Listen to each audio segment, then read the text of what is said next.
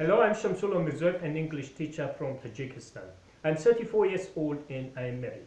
I have graduated Pedagogical University in Dushanbe in 2010, and also I graduated 1 year English teaching mentor program, and last year I got my certificate from TESOL Methodology online English course. I have been teaching English language since 2010. I taught English at kindergarten. Several years I taught English at secondary school and Tajik Pedagogical Institute in Raj district.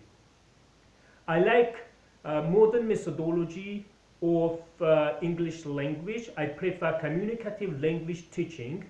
With addition to my textbooks, for beginner students, I usually use easy English songs, short texts, make dialogues, and for intermediate and upper intermediate, most of the time I organize debates, field trips, and pair works, group works, projects, presentations describing pictures, and many other inside and outside activities.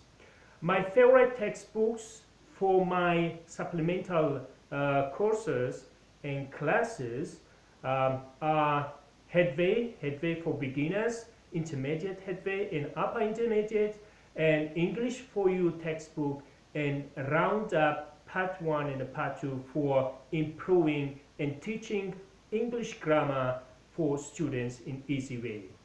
Thank you.